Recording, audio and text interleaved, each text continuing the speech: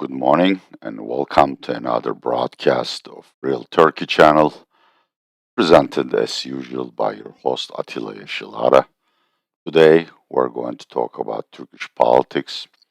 Of course, like the rest of the world, Turkey's attention has been directed to the Ukraine war and its spillovers to Turkey vis-a-vis foreign policy and economics. However, I have done three videos on that subject covering different aspects of it, which you can find below. And I think from Turkey's angle, that sad, bitter war has been adequately covered. The second topic in the minds of the people of Turkey is the approaching elections. Turkey's next presidential and general elections will be held in June 2023, though quite a few experts, including humbly myself, think that there will be early elections, possibly in October or November of 2022. There is a revolution in Turkish politics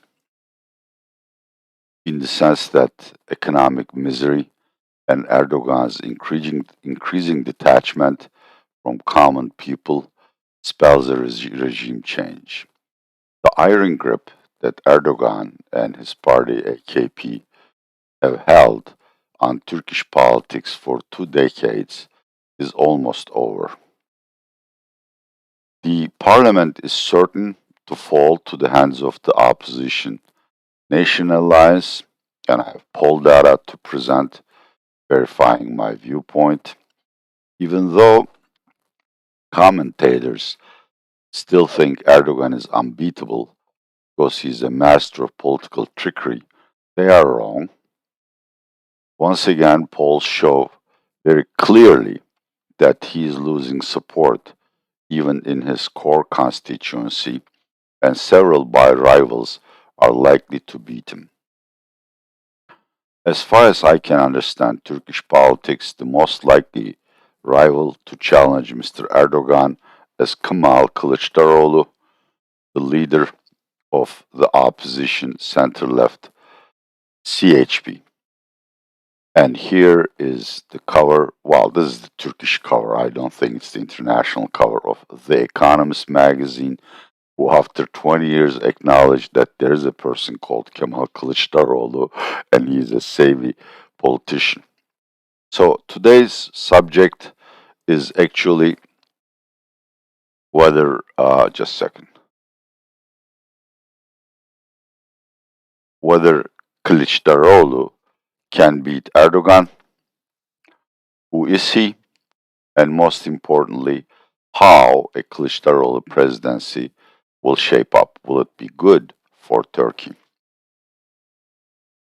Unfortunately, before we get to our main subject, some background information is necessary so that the context is fully developed in which the elections will take place. There are 2 points I need to make here because on those I completely disagree with the majority view of experts, both international and domestic. The first is that Erdogan is so power hungry and presumably sunk so deeply into corruption that he shall never allow an election to be won by his rivals. So the argument goes there will be either election trickery or that Erdogan will call in the army or his private militia to annul the elections and to appoint himself as the dictator of Turkey, as Putin has done in effective terms. This is completely wrong. First of all, if Erdogan attempts something like that, it will be like Trump inciting his followers to raid the capital so that uh, Biden presidency will not be certified. It will be a dismal failure because the institutions that preserve the status quo, the judiciary, the military, the National Intelligence Agency, and most importantly, the people of Turkey don't want a dictatorship. Vis-a-vis the army, judiciary, and the police. These are traditional uh, institutions of Turkey which have been longer than the republic, which have been around longer than the public, longer than AKP or Mr. Erdogan, and their collective memory will remind them that there is no upside to support an ailing dictator who is now widely detested by his own constituencies. Second thing, if you are following news from Turkey, the governing alliance of AKP and MHP submitted a new bill to the parliament to change the electoral rules, which is called gerrymandering or gerrymandering in American English, but essentially it's playing with the rules so that with a given percentage of the vote, the governing parties will produce more seats in the parliament vis-a-vis their rivals. I just this morning read numerous commentaries how the new electoral bill, which will be legislated within a week or two, will disadvantage the opposition and the smaller parties which are in alliance with the two main opposition parties, namely CHP and E. This is completely wrong uh, because the new electoral bill takes as the main assumption that AKP and MHP will preserve their votes in 2018 elections, where they jointly produced 52% of the national vote. Now let's look at the recent polls. Here is my average poll of polls table. AKP average is down to 32%, MHP down to 8%. So, the um, joint vote of the two governing parties have dropped from 52% to 40%, whereas now the main constellation of CHP and EYP garner as many as an equal share of the vote as AKP and MHP, and if we include the Kurdish party HDP, which is certainly anti-Erdogan, the opposition is going to win no matter what. So let's move to the main subject. Who is Kemal Kılıçdaroğlu? Here is a CV of him, which I copied from Wikipedia, and unfortunately, I have forgotten to add a link. I don't intend to plagiarize anybody's intellectual property, so my deepest apologies. Never mind his life story. Kemal Kılıçdaroğlu was elected the president of the main opposition party, CHP, in 2010, I believe. Before that, he was a high level civil servant. He ran the Turkish Social Security Agency. Kılıçdaroğlu has lost at least a dozen elections against Erdogan, which is always held against him. But the fact of the matter is that by then, the Turkish media was so firmly controlled by Mr. Erdogan, and the financial resources of the rival parties were so unequal, no one could have won against Erdogan. Most importantly, Erdogan was genuinely popular.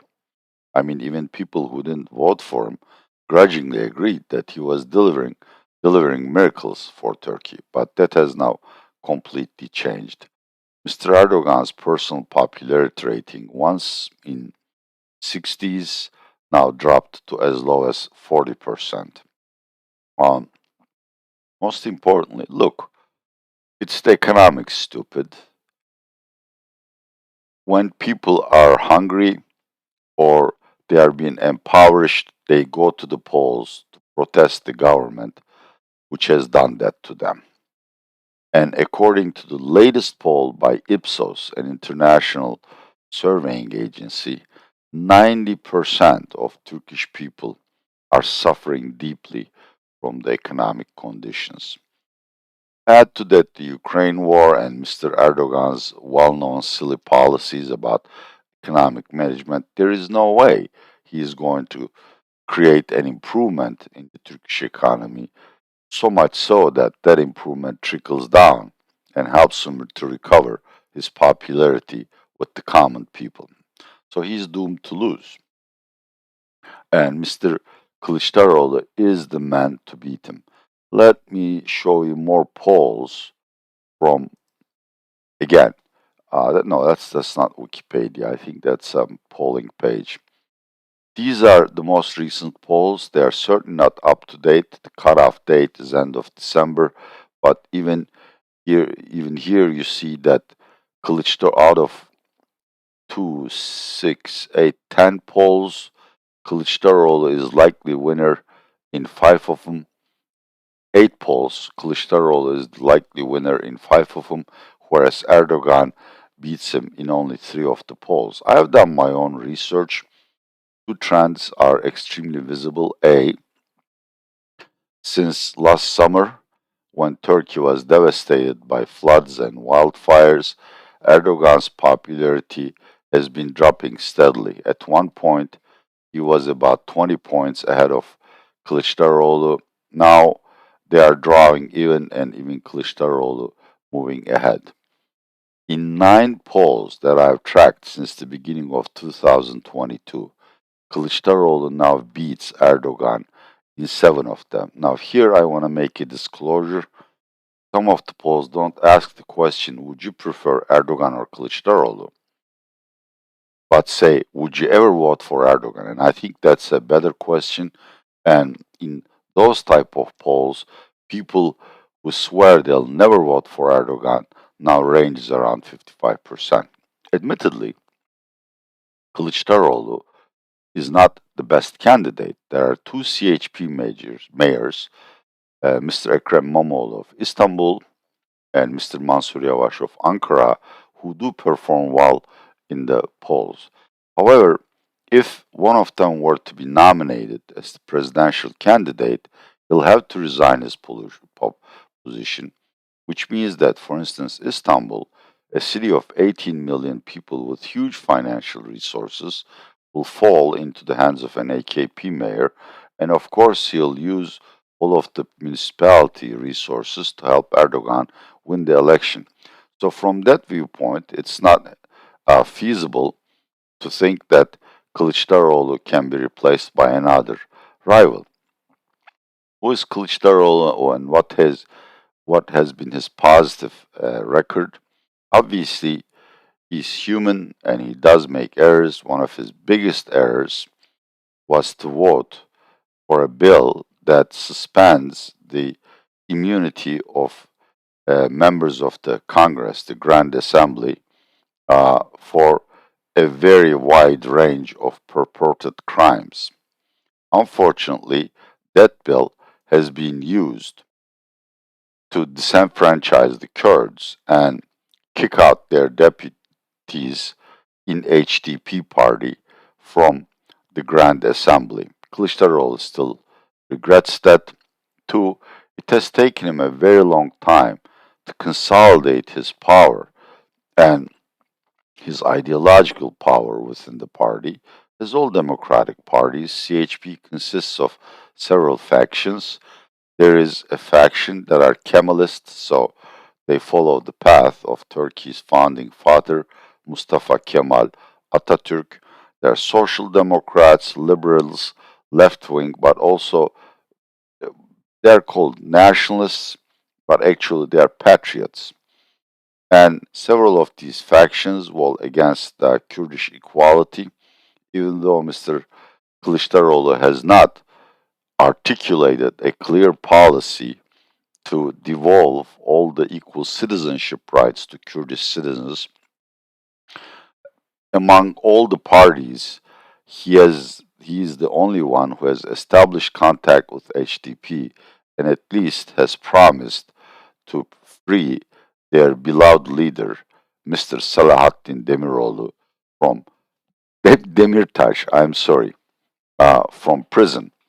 So I think he has a good standing with Kurds. Roughly 10% of Kurdish vote would go to CHP in the next elections, which is a fivefold increase. But Kılıçdaroğlu's real genius, in contrast to Erdogan, is his ability to build diverse coalitions.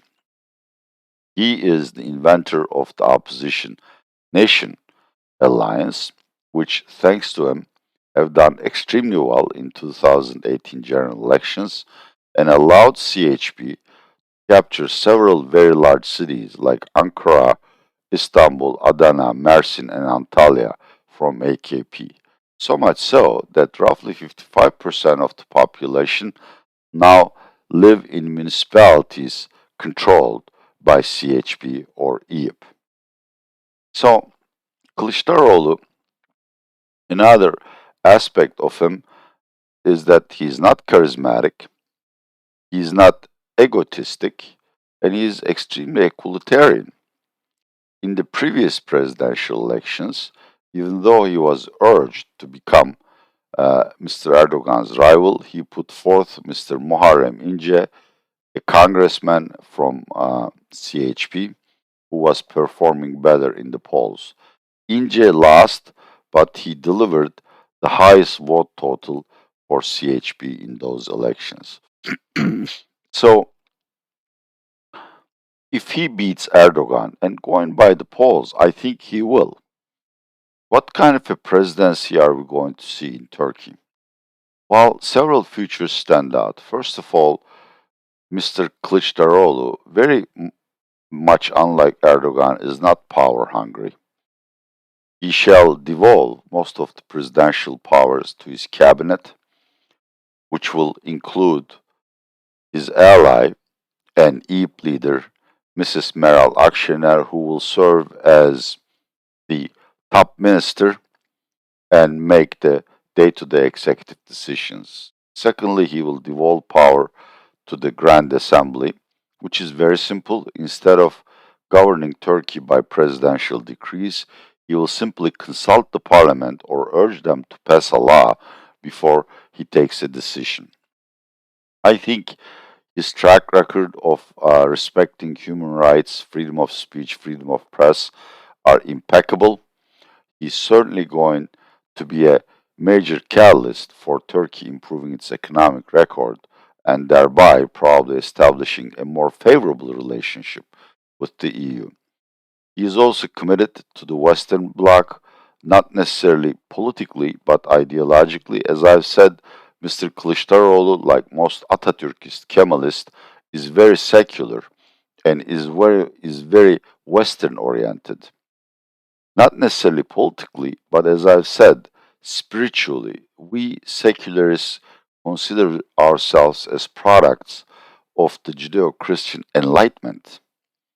We may not like Christians, we may not agree with them on all the political issues or share all of their values, but when it comes to enlightenment, there is, a mind that's not governed by ideology and religion. We're very similar to to Europeans and Americans. Kılıçdaroğlu is a man like that, so I think it would be easier under him to restore democracy. He has no interest in meddling with judicial affairs, which is also going to be a great positive. And most importantly, his economic credentials are clearly unproven, though he is laying out a very concrete economic agenda, about which I have done a video down below, the manifesto. And I have had the chance to talk to several of his lieutenants as well as leading members of other opposition parties. They are going to pursue a very orthodox rehabilitation program, not necessarily something like an IMF standby, but a shadow standby where fiscal and monetary prudence, respect for rules and institutions, and of course policies that favor the development of the people rather than development of infrastructure will take precedence. This has been a fairly long video, but I think there is so little known about the opposition and Kılıçdaroğlu and so many misunderstandings about their personality and policies that I thought it's time worth spend. If you like it, subscribe or share it with other Turkey enthusiasts so it can help my effort to get the truth out of Turkey. This is Atilla Yeşilada, presenting on behalf of the Real Turkey channel, saying goodbye from Istanbul.